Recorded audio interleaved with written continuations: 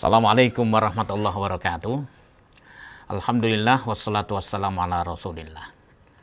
Kali ini kita akan berbicara tentang silabi mata kuliah tafsir hadis ekonomi. Ini penting untuk memberikan panduan bagi kita apa yang akan kita lalui dalam satu semester dalam perkuliahan kita. Ya. Pokok bahasannya yang pertama adalah pengantar ilmu tafsir, ragam dan metode penafsiran Al-Quran. Ya, ini akan saya jelaskan lebih dahulu. Kemudian setelah itu kita akan membahas bagaimana memahami hadis Nabi Sallallahu Alaihi Wasallam. Ya, jadi kalau sebagai orang Islam kan panduannya kan Quran dan hadis. Jadi ketika kita berbicara tentang ekonomi Islam atau apapun yang berkaitan dengan Islam, dasarnya Quran hadis.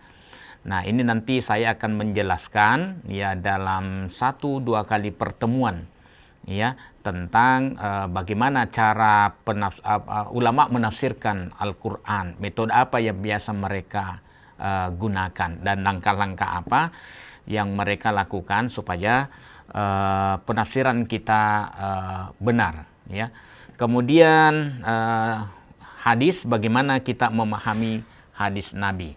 Ya, ini sebenarnya sudah dijelaskan pada perkuliahan sebelumnya.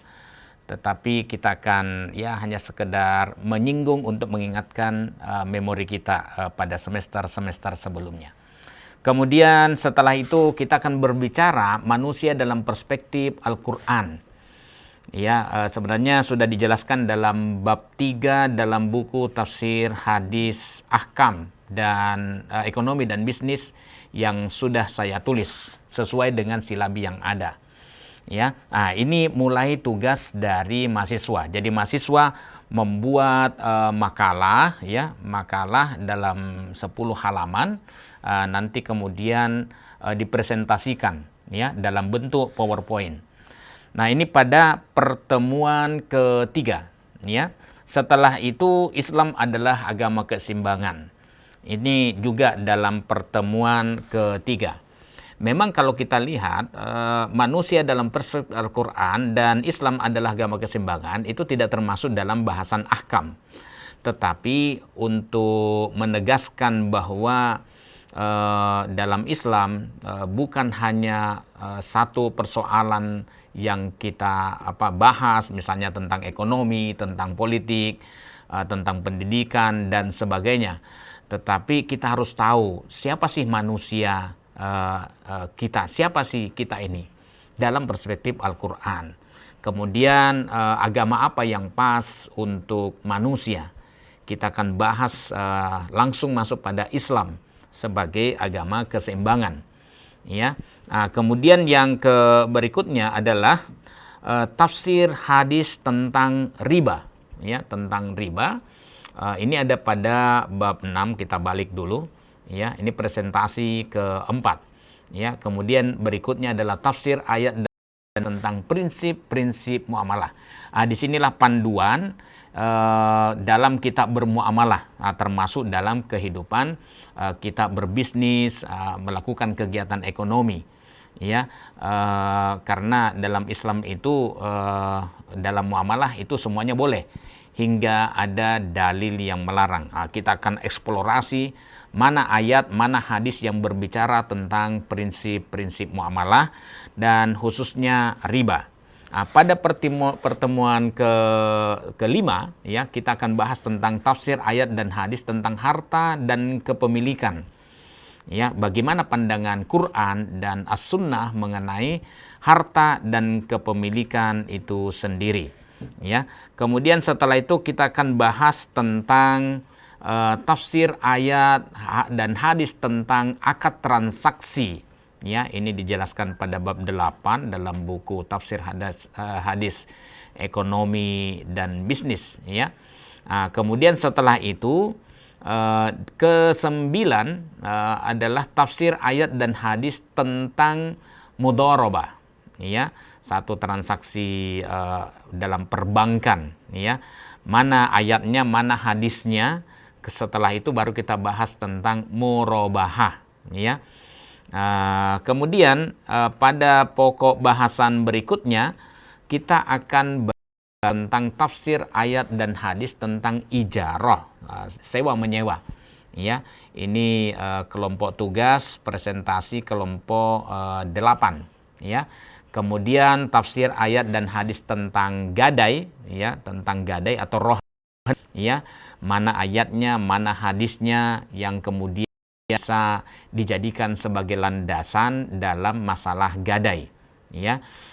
Kemudian setelah gadai berlalu, kita bahas tentang tafsir ayat dan tentang syirkah atau musyarakah atau kongsi dalam Islam.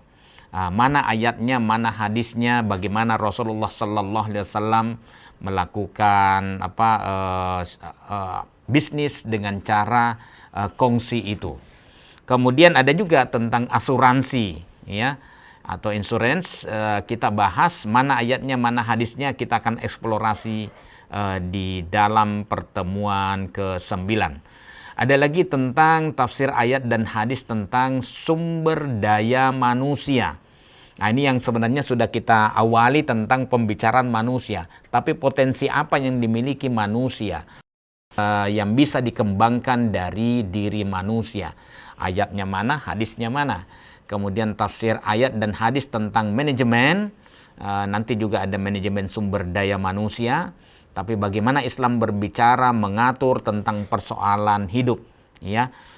Ayatnya mana tentang planning, tentang organizing, ya, tentang actuating dan tentang controlling, ya. Kita akan mengeksplorasi itu pada presentasi ke-10, ya. Kemudian berikutnya adalah tafsir ayat dan hadis tentang akuntansi. Ya, ada beberapa penghitungan, dari perhitungan waris, ya, dari penghitungan pencatatan yang harus berimbang dan harus jujur. Nah, ini kita akan bahas, ya. Kemudian pertemuan ke-12, ya, itu adalah tafsir ayat dan hadis tentang etos kerja, ya. Bagaimana Islam berbicara tentang etos kerja, ya, yang kira-kira yang Qur'ani, ya. Kemudian yang berikutnya adalah tafsir ayat dan hadis tentang etika bisnis dan marketing, ya. Ya, tentang spiritnya, tentang hal-hal yang dijadikan dalam Islam. Dan yang terakhir adalah tafsir ayat dan hadis tentang karakteristik ekonomi Islam, menyimpulkan apa yang telah kita sampaikan pada pertemuan sebelumnya. Dan untuk hal ini, referensi yang akan kita gunakan, ya, adalah referensi yang saya tulis bersama Ustadz Mukhlis Rahmanto, ya. Ini tahun 2020, maaf ada ini kekeliruan, 2020. Tafsir Hadis Ahkam Ekonomi dan Bisnis, ya, diterbitkan oleh UMY Press.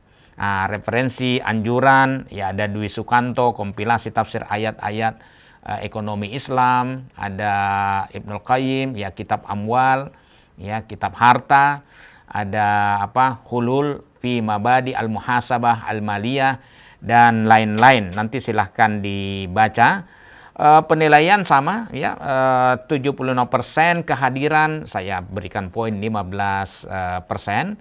Kemudian ada makalah kelompok 25%, kemudian ya ada setor hafalan. Di perkuliahan kita harus ada setor hafalan karena itulah yang bisa dibawa, ya. Kalau yang lain kan bisa sambil melihat referensi, ini ada yang dibawa.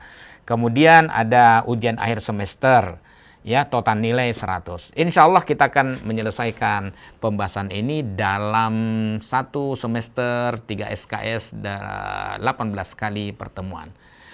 Demikian yang bisa saya sampaikan. Billahi taufik wal hidayah. Wassalamualaikum warahmatullahi wabarakatuh. Sampai jumpa minggu depan.